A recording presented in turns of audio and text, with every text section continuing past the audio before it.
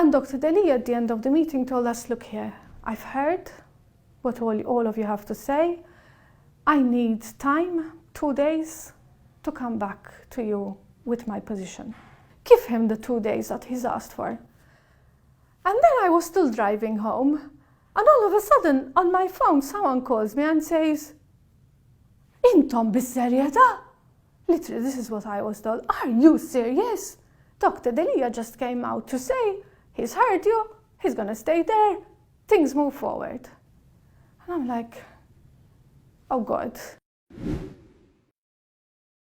Welcome to this interview with Therese Comodini Cachia, Nationalist MP vying to become the next opposition leader. Therese, thank you so much for accepting our invitation. You famously barely wanted to remain in Maltese Parliament. Are you sure you're ready to commit to this job, or are you doing this simply to ensure a transition? Okay, so my commitment to the Nationalist Party and to Malta has never waned. When I wanted to decide, because I had a decision on the table to make, I had my seat in Brussels and I had a lot of people who wanted me to remain in Brussels, and I had my seat in Malta and I had a lot of people who wanted me to take up the seat in Malta. I also had my own employees whose income depended on being my employees and paid through the European Parliament. And at that point in time, because I had a deadline to make that decision in, at first I said I will protect my employees and I will continue to represent my party and Malta in the European Parliament. When you see the outcry of people at that general election, and most of that outcry was directed and targeted at me because of that decision, I couldn't but listen and understand that outcry. And the only way forward was for me to say, okay, look, I'll continue serving in Malta. And I haven't looked back since then. I've taken on all the challenges that politics have brought my way. There are some people who talk about your candidacy as an interim solution just to get rid of the current leader. But at the same time, the country is facing a big democratic challenge here. You know, if the Nationalist Party doesn't get up to scratch, we're seeing a real possibility of the government winning 2/3 majority in Parliament. Do you understand that this task is that important, or are you also seeing it as an interim solution? Chris, this task is monumental. It's monumental for the party because we need to regain people's trust, not just people who are outside the party, but even amongst us. We need to make sure that amongst us we can trust each other again. Then, or in parallel, we need to make sure that we can get people who have decided to leave, who have lost all faith in us, we have to regain their trust again. But in doing so, we need to keep in mind that if we are not going to be a strong opposition, then the government, a government which has committed so many acts of corruption, will not only continue those acts, but will become even bolder in its corruption. So yes, I do understand there's this big responsibility, and I think it is one of the issues why I accepted this task, this challenge. It is a very big challenge, but we need to move forward. Partit Nazzjonalista needs to start a fresh page which gives hope, enthusiasm, and which can once again make us the party where people can come to their centrali, they can enjoy each other's company, they can discuss, they can plan, and they can take this country forward. What was it like working with Adrian Delia? Can you recount an episode that convinced you he wasn't the man for the job? I think I've never told this anyone, actually. But in the beginning, when Adrian Delia became leader, and he was trying to do the reshuffle of the cabinet. It was funny. I walked into his office because I was asked for a meeting, and while we were walking from the door to the table to sit there and discuss, he told me, because I don't really know your talents well, so what would you be good at? And that moment I said, he has all the good intentions in the world, but you don't call one of your MPs not knowing what that person can do, the limitations of that person. And at that moment I said, this person needs help. And I've been helping ever since. I've been helping ever since by indicating what things can be done, indicating how people can give, how people can contribute. I've answered all his questions in all openness and honesty. What was the straw that broke the camel's back for you with Adrian Delia? I was part of the parliamentary group meeting way back in February, where we discussed with Dr. Delia, with everyone around the table, and we discussed the way forward for the PN. And it was a very, very serious discussion. It was a very also heart-rendering discussion. I mean, these discussions are very sad for us to hold. It's very sad for us to go there and tell the leader, you know, like 41% of people who trust the PN, out of those 41%, 30% do not see you as a prime minister. How do we deal with this? I remember everyone spoke, everyone. And we all spoke with the same trust in our discussion, in our arguments. And Dr. Delia at the end of the meeting told us, look here, I've heard what all of you have to say. I need time, 2 days, to come back to you with my position. Give him the 2 days that he's asked for. And then I was still driving home, and all of a sudden, on my phone, someone calls me and says, Intom bis-serjetà? Literally, this is what I was told. Are you serious? Dr. Delia just came out to say, he's heard you, he's gonna stay there, things move forward. And I'm like, oh God. We spent hours in this meeting, and to me the message was clear. Was I the one who was misunderstanding all this? All my colleagues? And I remember the first thing I did in the morning, as soon as I went to the office, I sat down and I wrote an email to everyone. And I told everyone, look, I'm sure everyone is emotional about what just happened last night. Please, everyone needs to stay calm. Everyone needs to stay focused. And focus for the best interests of the party. Let's take this party forward together. And I also gave them my thoughts in a letter. Of course, someone leaked that letter and everyone knows what happened from there. What do you think makes you a better leader than Adrian Delia? Oh no, this is not about Adrian Delia and me. It is not about Delia and me. But surely you're positioning yourself as someone who would take over from him. So surely you see some qualities that you have that he does not possess. We're very different. Adrian is someone who uses the tone of his voice and the element of aggression in one's voice that can, he thinks, convince. I'm not like that. I'm also someone who needs to listen first and then comment. And this is something that my colleagues have been saying. We're surprised that we meet together and you're the last one to speak. And I have to be the last one to speak. This is not about me.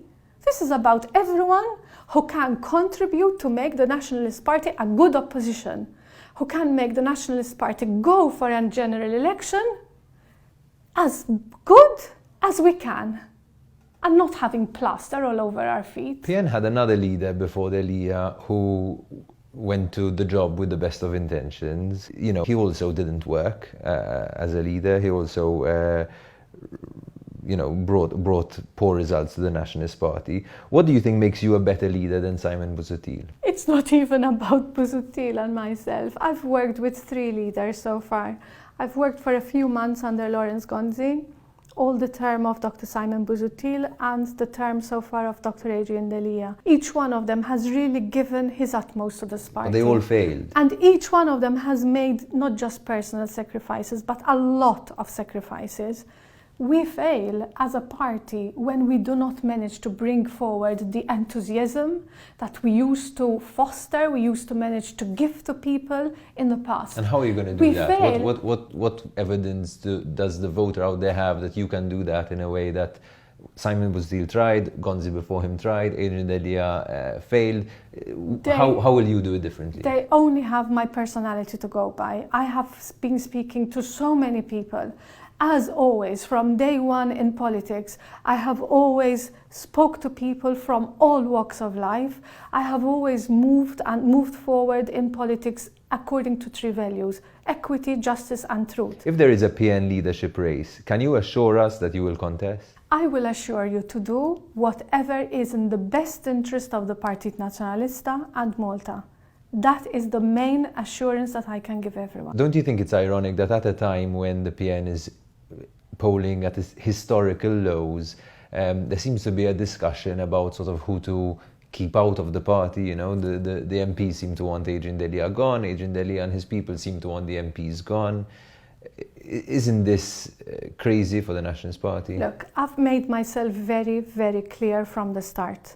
I do not want anyone to leave the party. On the contrary, I want a lot of people who left to come back. Adrian Delia should remain in the party. Robert Arrigo should remain in the party. David Ajuz should remain in the party. These are all people who have contributed so much towards the party, years of their life. But that doesn't mean that because you are there, you should exclude others. We are a party who have always managed to put enthusiasm into people and to excite people, because we had people from all walks of life joining together with one aim: to make this country to put this country on the right track again. This is what we need. The stock of sabotage, the stock of traitors, the stock of submarines shooting from under the sea. This is not the talk of the Partit Naționalista. So in the spirit of this, wouldn't it make sense for you and Delia to sit down together and come up with a compromise solution where, for example, you propose a leader that you both have confidence in so that you could both continue working with the party? We will both continue working with the party. This is not about me, about Adrian, or about anyone else who wishes to take the leadership. To be honest, someone who wishes to take the leadership now, this is not an ambition. This should never be a personal ambition. But we know there are people who would want to go for this role. I encourage everyone to contribute to the Partit Naționalista so and to contribute in any role. I would love to sit with Adrian Delia once again to discuss things over and over again. But do you really think that Adrian Delia, after having been, after having lost a vote of confidence from the parliamentary group, he stayed on? After losing a vote of confidence in the executive committee, he stayed on. After having had so many people, even over the last days, advising him that the best interest of the party is to leave that post, he stayed on. So what I will do, what I will agree to, is everything that keeps the best interest of the party as central. Are you confident that if a leadership race has just you and Delia as candidates, that you would win? I do not have crystal balls. What I can say is that what I am seeing now and what I'm working on now is unity. And people want unity. Does it worry you that you never featured in surveys the way other people do, relatively unknown people like Joe Giglio and Bernard Grech, or MPs like Claudio Grech or MEP Roberta Metsola? Wouldn't they be more naturally suited for this role than someone whose name hasn't cropped up in surveys? Luckily, when Edi Fenakadami was chosen as leader, there weren't polls back then. No, it doesn't worry me, in the sense of the enthusiasm and the hope that people have already started showing just because we as a group went forward with this proposal and this was strengthened by the vote of the executive, is something that gives me a lot of courage. But I think things like hope and courage are things Adrian Delia has spoken about before, things that Simon Busuttil has spoken about before. The numbers, the data, we saw some surveys this Sunday, for example, show that you at the moment registered the same trust rating as Adrian Delia, which is a dismal trust rating that your own party is saying he should go partly because of this trust rating. And your trust rating is about half of what his best trust rating was, Adrian Delia.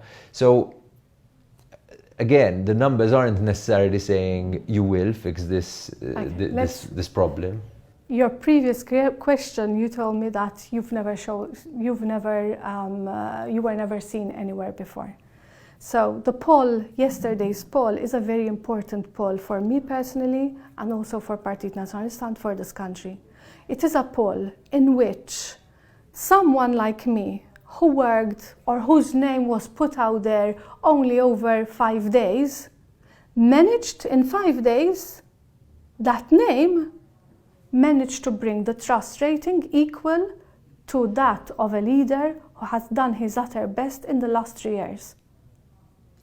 But that poll also shows that 9% of those who want to trust the party again, there are 9% of those people who have trust in my name, but not in Adrian Delia. Now, polls, I'm never one of those who celebrates after a poll, in the sense that polls need to be analysed well, and the analysis has to be done not from the angle of personally Adrian Delia or me, from the angle of the party. What that poll showed yesterday is that yes, there are a lot of people willing to come out and regain trust in us. If you do become PN leader, would you give yourself a deadline by which to change the numbers? What if the numbers don't change, and like they didn't with Delia and like they didn't with Simon Busuttil? Will you cling to your seat as Delia did, or would you know when your time is up? My friends will tell you that I would always know when my time is up. That's because they know me a bit more. But something that I really appreciate is that whoever has the seat must appreciate and must respect the values upon which the party is founded. Those values require that anyone who holds that seat moves along with values of democracy.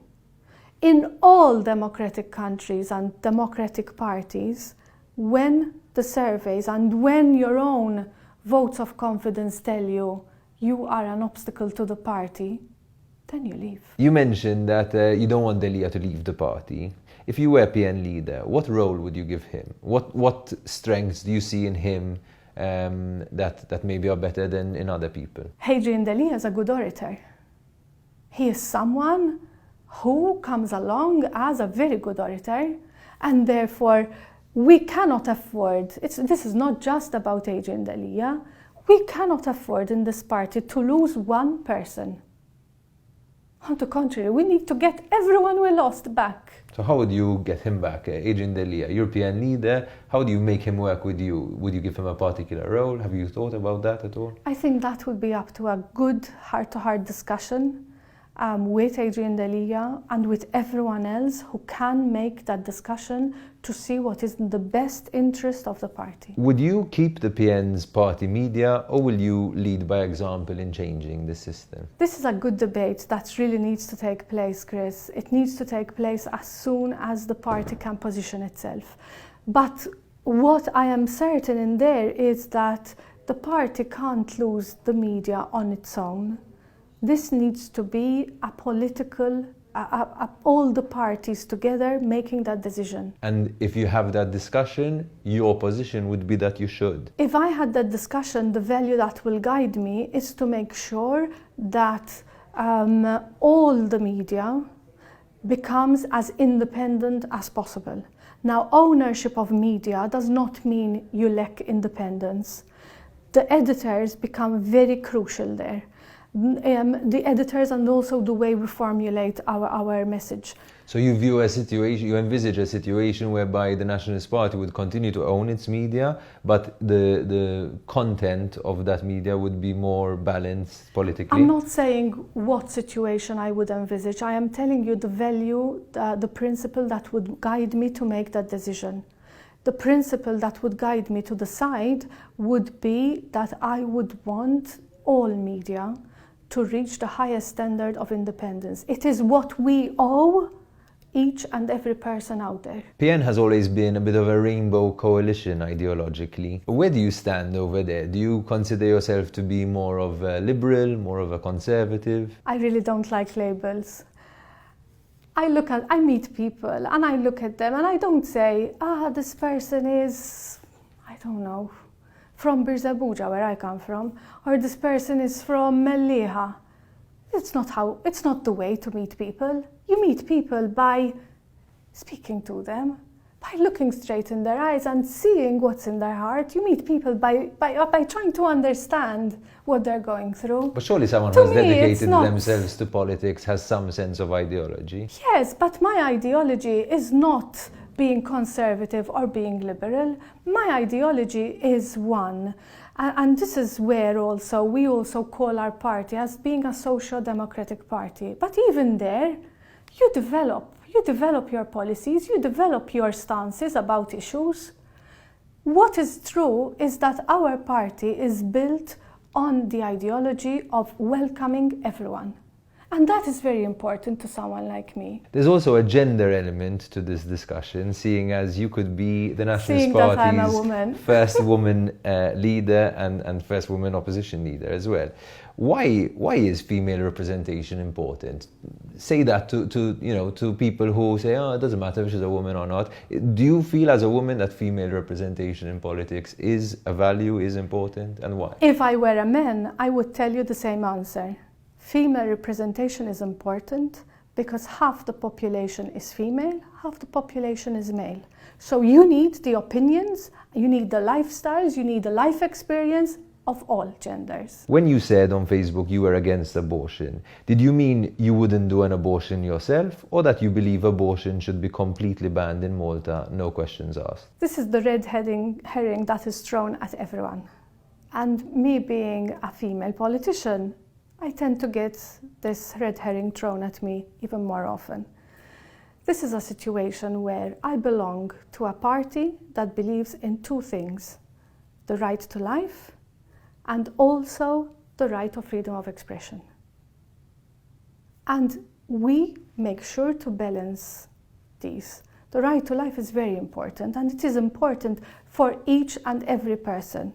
I believe it is important to those who are pro-choice and to those who are against choice. But throwing this red herring at politicians will only make this debate partisan. And we have seen along the years what happens when you make a debate partisan. You completely fail in that debate. So what should we be doing and you with hurt this a lot debate? of people. What should we be doing with this debate? As politicians, we need to stick to the law as it is now. As politicians, we need to take a step back and let stakeholders decide and let stakeholders discuss.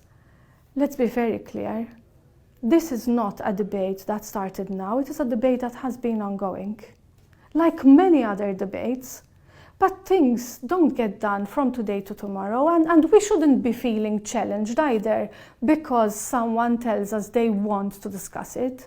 My position is clear. I am not in favor of abortion, but I have met people who have committed abortion. And they don't find themselves in an easy situation. Many of them were not in favor of abortion either before it happened to them. This element of discussing abortion because by being judgmental is incorrect. This is a very sensitive issue for a lot of people. You're a human rights lawyer. Former Prime Minister Alfred Sant recently said abortion legislation is inevitable for Malta. The European Court of Human Rights found that a sick woman's right to life was being breached because she didn't have access to terminate a pregnancy. Do you think that there are justifiable grounds for a woman to terminate her pregnancy? I think currently that question is answered in the legislation, but that does not mean that that question can always remain like that, or that that question is going to change. I want to be very, very clear. This is my personal position. The party, and I am a member of that party, also has a very clear position. Are you open to the idea of the party changing its position? As you said before, ideology changes over time, issues change over time, you want to listen, you know there's a big debate happening, but ultimately MPs are legislators and political parties make legislation, so they have to decide, not civil society. Do you see a situation where the Nationalist Party could change its stance? Look, if you ask me indirectly in relation to abortion, I think the fundamental value of the right to life for the Partit Naționalista is entrenched in the party, and it is of a fundamental value. It is a fundamental merit to it. If I can take that general, then should Partit Naționalista change or not? All political parties need to change. They need to reflect the society within which they live. But we find that the fundamental value in favor of right to life is also heavily entrenched in our society. But we have a situation where today, if a woman's own life is threatened by a pregnancy, she still doesn't have the comfort of the law to allow for a termination. So that right to life isn't so cut and dry. Let me tell you what I either. disagree with. I disagree with MPs who publish posts saying that we should criminally go after these women. That I disagree with, because I told you I've met some of these women. It's a tragedy for them. It's not something easy, and this is why. You tell me, but you met them and you're against abortion? Yes, but we can sit together and we can discuss. What pains me as a woman, and this is what pains me as a woman, is that this country has often left women in difficult situations to their own strength. That pains me as a woman. What's the next step for the so-called rebel MPs? We're not rebels. I mean, look at me. Do I look like a rebel? You voted against the leader, which up to 2008, 2013, that was an outrageous thing to do. You know, people got kicked out of the party for doing so. You know, as in, so it was a rebellious act. It's not rebellious. It's the fulfilling a responsibility which is squarely on our shoulder. We want to make sure that Partit Naționalista regains the trust of everyone by uniting and becoming a strong opposition. So what's the next step? The next step is to work even more amidst the councillors and the tesserati, also to work even more on those people and with those people who want to rejoin the Partit Naționalista and plan and forge a way forward. The executive meeting is happening on Thursday, right? What do you expect to happen at that meeting? What always happens at that meeting? An honest, clear discussion amongst people who have the utmost interest in the Partit Naționalista to make a decision. I'm sure they will rise to the occasion. Is a vote for the General Council something on the cards? That at this executive meeting there would be a vote for General Council to take a vote to have a leadership race? Is that? It is an executive meeting that was called by Adrian Delia. The agenda was set by Adrian Delia, and therefore it is a meeting that will discuss whatever Adrian Delia puts on the agenda. We'll wait to see what comes out of that meeting. Thank you very much, Therese. Thank you. And thanks for accepting this interview as well.